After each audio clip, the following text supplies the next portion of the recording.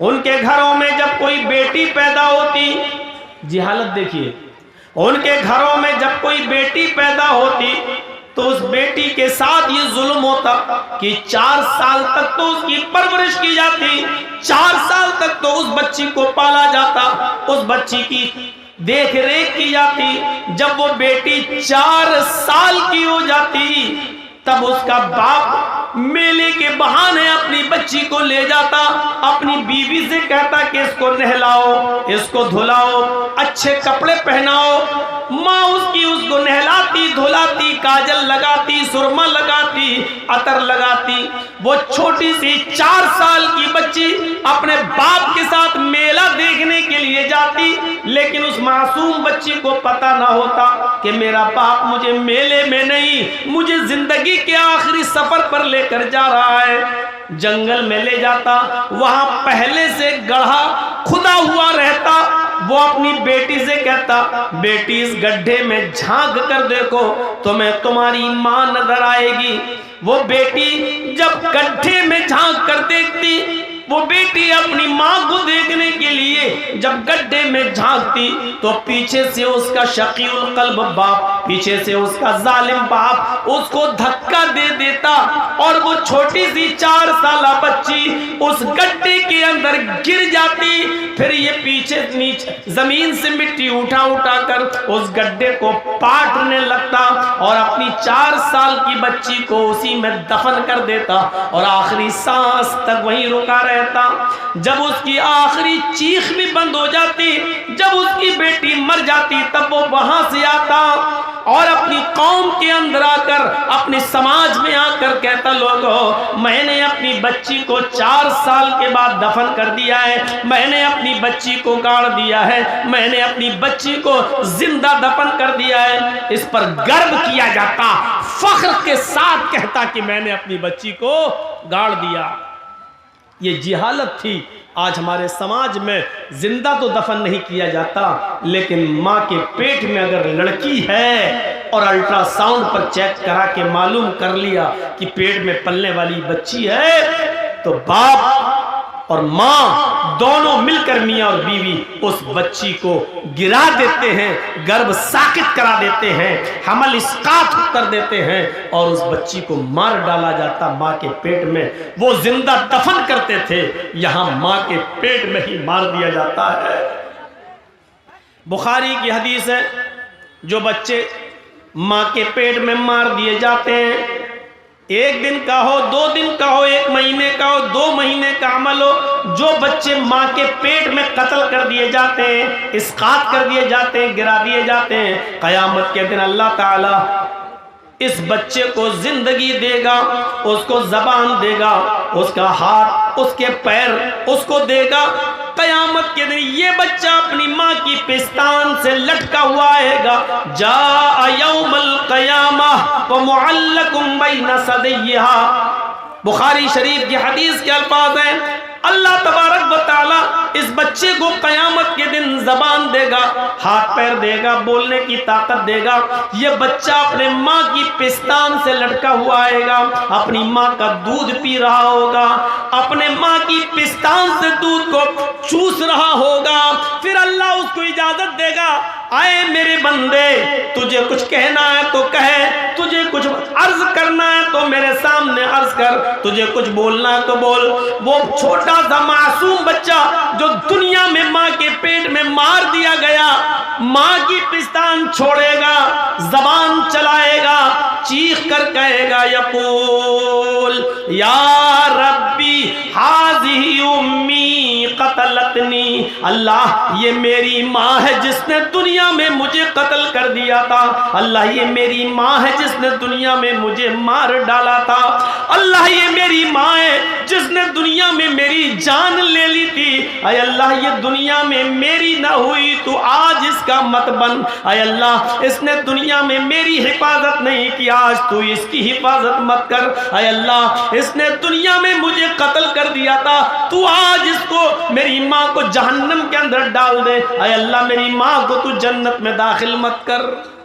یہ چھوٹا سا بچہ جو پیٹ میں مار دیا گیا، قتل کر دیا گیا، یا یوں کہہ لو کہ جس بچے کو ہم نے گروا دیا یہ بچہ قیامت کے دن اپنی ماں کو جہنم میں لے جائے گا، کہے گا ہاذہ امی قتلتنی۔ یہ جہالت ہمارے یہاں پر بھی ہے، یہ عرب کے اندر بھی ساری جہالتیں تھیں۔ جب یہ جہالتیں عام ہو گئیں تب اللہ نے محمد رسول اللہ صلی اللہ علیہ وسلم کو اس دنیا میں مبعوث فرمایا۔ شراب کی حرمت کا اعلان کرتے ہیں اللہ کے نبی صلی اللہ علیہ وسلم۔ لڑکیوں کو جو زندہ دفن کیا جاتا تھا آپ نے لڑکیوں کے مقام و مرتبے کو بلند کیا۔ کسی حدیث میں نہیں آتا جو اپنے لڑکوں کو پالے گا، پوسے گا، پڑھائے گا، لکھائے گا اور ان کا نکاح کر دے گا اللہ اس کو جنت میں میرا پڑوسی بنا کر رکھے گا، یہ کہیں نہیں کہا تو اللہ کے نبی نے کیا کہا؟ جن لڑکیوں کو زندہ دفن کر دیا جاتا تھا، 4 سال پال پوس کر جن کو پکڑ کر دفن کر دیا جاتا تھا، نبی اکرم صلی اللہ علیہ وسلم ان لڑکیوں کو عزت دیتے ہیں جس باپ کی 3 بیٹیاں ہوں گی اور جس نے ان کو پالا ہوگا، بڑا کیا ہوگا، ان کو پڑھایا ہوگا، ان کو اچھا ادب سکھلایا ہوگا۔ اللہ کے نبی فرماتے ہیں یہ تینوں بچیاں پھر اس نے جن کی شادی کر دی ہوگی، ان بچیوں کا نکاح کر دیا ہوگا، ان کا گھر بسا دیا ہوگا، ان کو دیندار لڑکوں کے نکاح میں دے دیا ہوگا، قیامت کے دن یہ بچیوں کا باپ ان 3 لڑکیوں کی شادی کرانے والا قیامت کے دن میرا پڑوسی بن کر رہے گا۔ پھر آپ نے فرمایا جس کی 2 بیٹیاں ہیں، 2 بیٹیوں کو پڑھانے اور لکھانے والا بھی قیامت کے دن میرا پڑوسی بن کر رہے گا۔ پھر ایک صحابیہ اٹھی روتی ہوئی کہنے لگی اے اللہ کے نبی میرے پاس تو 3 بیٹیاں نہیں ہیں، 2 بھی نہیں ہیں، میرے پاس تو ایک ہی ہے۔ اللہ کے نبی فرماتے ہیں ایک بیٹی کو ہی پڑھا لکھا، اچھا ادب سکھلا، اس کی شادی کسی دیندار لڑکے کے ساتھ بالغ ہو جانے کے بعد کر دے، وہ ایک بچی کی پرورش کرنے والا بھی قیامت کے دن میرا پڑوسی بن کر رہے گا۔ میرے بھائیوں جنت کی بشارت لڑکیوں کی پرورش پر اللہ کے نبی صلی اللہ علیہ وسلم دے رہے ہیں۔ یہاں ہم اندازہ لگائیں کہ اللہ اسلام نے لڑکیوں کو کیا عزت دی ہے، کیا عزت۔ ایک عزت اور دیکھ لو، شادی کے موقع پر ہم اور آپ جاتے ہیں باراتی بن کر، 300-400 آدمیوں کی بارات لے کر، لڑکا بھی جاتا ہے، لیکن نکاح سب سے پہلے کس کا ہوتا ہے؟ لڑکی کا۔ لڑکی کی اجازت کے بنا، لڑکی کے سگنیچر کے بنا لڑکے کا نکاح نہیں ہو سکتا ہے۔ جن لوگوں کی شادیاں ہوئی ہیں ان سب کو معلوم ہوگا، جن کی شادیاں ہوئی جاتی نا، آپ کے ہاں بارات جاتی ہے کہ نہیں جاتی ہے؟ آج کل کہنا پڑ رہا بارات، ورنہ حقیقت یہ ہے کہ ان کو کہنا چاہیے چور اور ڈاکو جو باراتوں میں جاتے ہیں۔ حقیقت ہے یہ لڑکی والے کے ہاں جاتے ہیں۔ ارے اس زمانے میں کبھی یہ دور چلتا تھا تو اس کی وجہ یہ تھی کہ پہلے زمانے میں نہ ٹرینیں ہوتی تھیں نہ گاڑیاں ہوتی تھیں، تو پہلے بیل گاڑیوں پر، کھچروں پر یہ لوگ جاتے تھے ایک گاؤں سے دوسرے گاؤں، اور شادی کرا کے جب لاتے تھے تو راستے میں لوٹ لیے جاتے تھے سونا چاندی کپڑا لتا۔ تو اس لیے بارات کا سلسلہ چلا، ایک گاؤں سے دوسرے گاؤں میں جب آدمی جا رہا تو 100 150 200 آدمی لے کے جا رہا تاکہ ہمیں کوئی لوگ لوٹے نہیں اور ہم دولہا اور دلہن کو نکاح کرا کے خیریت سے گھر پہ لے آئیں۔ اس لیے یہ بارات کا سسٹم نکلا تھا، سسٹم۔ لیکن آج کل ٹرینوں کے زمانے میں، آج کل ہر گھر تھانے کے باہر پولیس، ہر گاؤں میں پولیس تھانہ موجود ہے، چوری اور ڈکیتی کا تصور نکل چکا ہے۔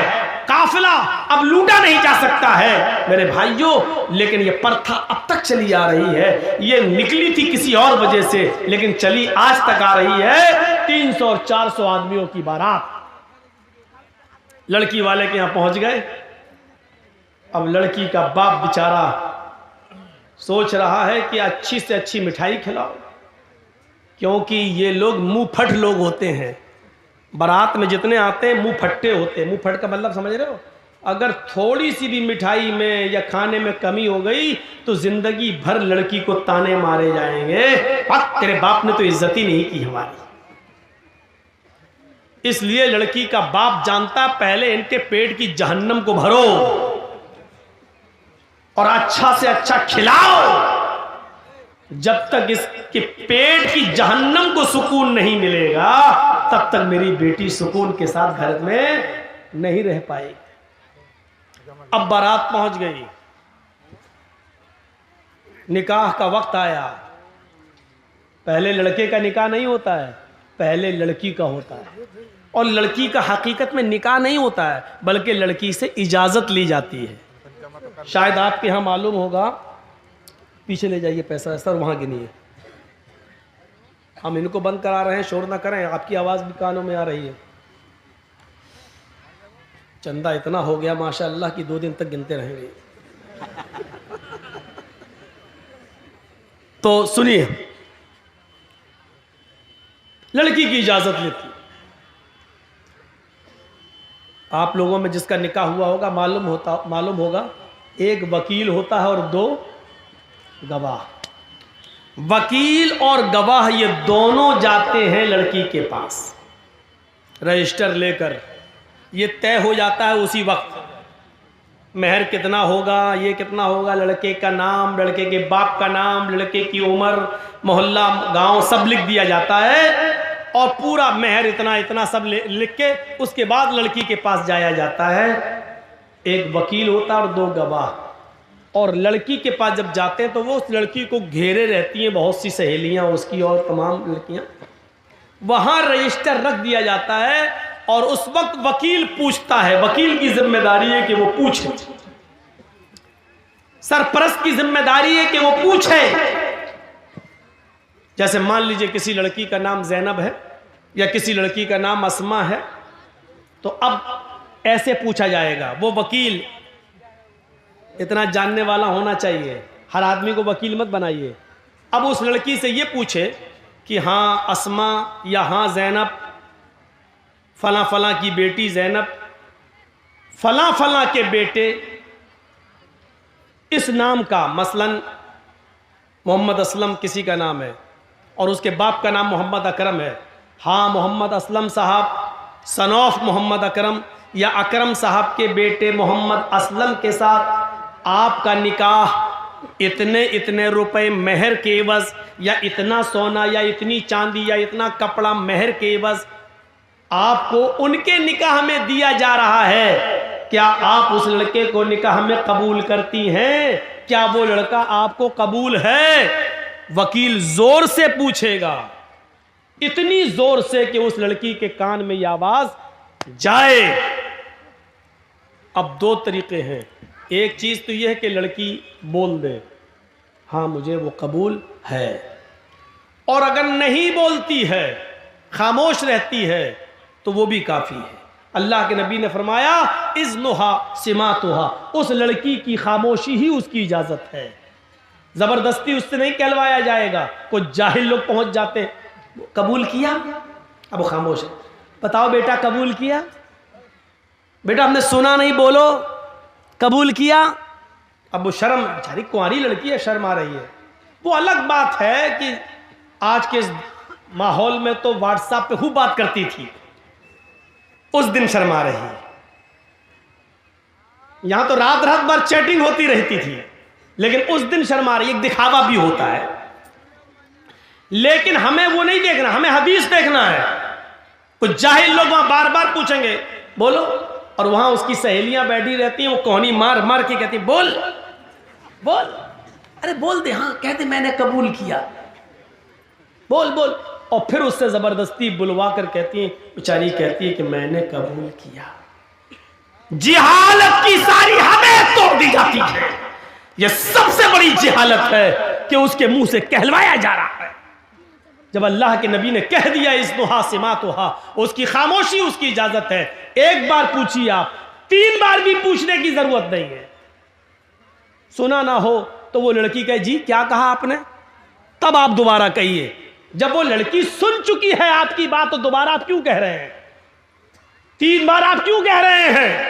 نہ 2 بار کہنا سنت ہے، نہ 3 بار کہنا سنت ہے. زور سے بولنا ضروری ہے. آپ پہلی بار اتنی زور سے بولیے کہ لڑکی سن لے.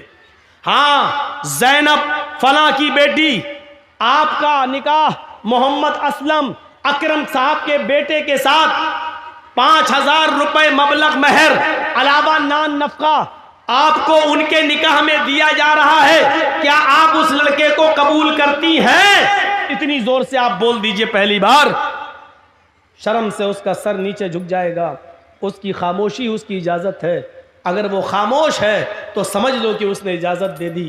رجسٹر آگے بڑھا دیجئے، اس سے سائن کرا لیجئے اور لے کے چلے آئیے اور کہیے کہ لڑکی نے سائن کر دیے ہیں، لڑکی نے اجازت دے دی ہے. اس کے منہ سے قبول ہے کا لفظ زبردستی مت کہلوائی.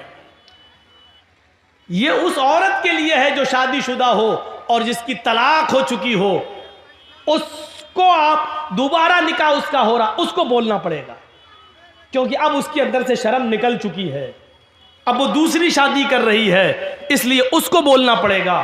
یا جس کا شوہر انتقال کر گیا عدت گزار کے وہ دوسری شادی کر رہی ہے تو اس وقت اس کو بولنا پڑے گا ہاں مجھے فلاں آدمی قبول ہے. لیکن کنواری لڑکی جس کی شادی نہیں ہوئی ہے اس کی خاموشی ہی اس کی اجازت ہے. اور بس رجسٹر لے کے آئیے اور پھر لڑکے کا نکاح آپ پڑھائیے. لڑکے کا نکاح ہوگا، لڑکی کی اجازت لی جائے گی. اور یاد رکھنا، دنیا کا کتنا ہی امیر باپ ہو، کتنا ہی بڑا مولوی ہو، کتنا ہی بڑا سرپنچ اور چودھری ہو، اگر اس نے اپنی بیٹی کی مرضی کے خلاف اس کی شادی کسی دوسری جگہ کر دی تو اس شادی کا کوئی اعتبار نہیں ہے شریعت کے اندر. مثلا ہم جہاں کرنا چاہ رہے ہیں شادی، میری بیٹی وہاں تیار نہیں ہے. میری بیٹی جہاں شادی کرنا چاہ رہی ہے وہاں ہم نہیں چاہتے کہ وہ شادی کرے. ہم نے اپنی پسند کا لڑکا لا کر اس کا نکاح کرا دیا اور بیٹی مجبور ہو کر اس کے ساتھ نکاح کرتی ہے. لیکن وہ قاضی سے یہ کہتی ہے، قاضی صاحب نکاح پڑھانے والے سے کہتی ہے مولانا صاحب یہ نکاح میری مرضی کے خلاف، میرے باپ نے جو لڑکا لا کر رکھ دیا ہے یہ دل سے مجھے پسند نہیں ہے. قاضی صاحب نکاح نہیں پڑھائیں گے اور اگر پڑھا دیتے ہیں تو اس کے نکاح کی کوئی حیثیت نہیں ہے. ایک عورت، ایک صحابیہ اللہ کے نبی کے پاس آئیں اور کہتی اللہ کے رسول میرے باپ نے میرا نکاح ایسی جگہ کر دیا ہے جو لڑکا مجھے پسند نہیں ہے. اللہ کے رسول نے نکاح ہو جانے کے بعد بھی اس لڑکی سے کہا اگر وہ تمہیں پسند نہیں اور اس کے باوجود تمہارے باپ نے تمہاری شادی کر دی ہے تو تجھے اختیار ہے، تو چاہے تو اس لڑکے کے ساتھ رہے یا تو چاہے تو میں نکاح تیرا فسخ کر دیتا ہوں. لڑکے کے طلاق دینے کی ضرورت نہیں ہے، نکاح فسخ کر دیتا ہوں. ایک عدت گزارے گی حیض کی، جس کا نکاح فسق ہوگا اس کی عدت 3 مہینے نہیں ہے، صرف ایک حیض اس کی، ایک پیریڈ اس کی عدت ہے. تم ایک پیریڈ، ایک ماہواری، ایک MC بس یہ پیریڈ گزارو اور جیسے ہی تمہارا مہینہ ہو، مہینہ سے ختم ہونے کے بعد ہی تم دوسری شادی کر سکتی ہو اپنے من پسند لڑکے کے ساتھ. لیکن لڑکی کو شادی کے لیے ولی کی سخت ضرورت ہے، اپنے باپ کی، سرپرست کی، مالک کی ضرورت ہے. لڑکی، یہ سچ ہے کہ لڑکی کی مرضی کے بغیر نکاح نہیں ہوگا، لیکن یہ بھی سچ ہے کہ لڑکی اپنی مرضی سے اکیلے بھی نکاح نہیں کر سکتی ہے. اس کو نکاح کے لیے ولی کی اجازت چاہیے اور ولی اس کا باپ ہے. باپ اگر دماغی طور پر کمزور ہے تو چچا ہے، چچا دماغی طور پر کمزور ہے تو لڑکی کا بھائی ہے، اور لڑکی کا بھائی بھی نہیں تو کوئی اور جو اس کا رشتہ دار قریبی ہوگا اس کی اجازت چاہیے. لیکن جس لڑکی کا کوئی نہ ہو تو پھر قاضی خود ولی بن سکتا ہے. جیسے مولانا جرجیز اگر کسی کا نکاح پڑھا رہے ہیں، لڑکی کا باپ بھی نہیں ہے، لڑکی کا بھائی بھی نہیں ہے، لڑکی کا چچا بھی نہیں ہے، تو پھر مولانا جرجیز خود قاضی، خود ولی بن سکتے ہیں اور اس لڑکی کا ولی بن کر نکاح کرا سکتے ہیں.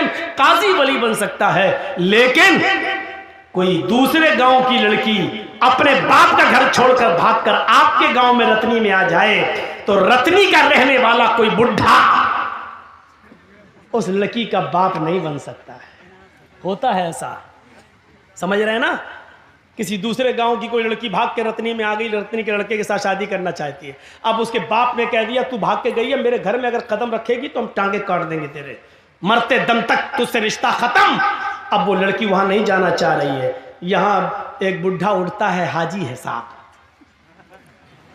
پان منہ میں کھاتے ہیں، سعودیہ کا رومال ڈالے ہوئے ہیں، بیٹا کوئی بات نہیں، میں تمہارا باپ بن جاتا ہوں۔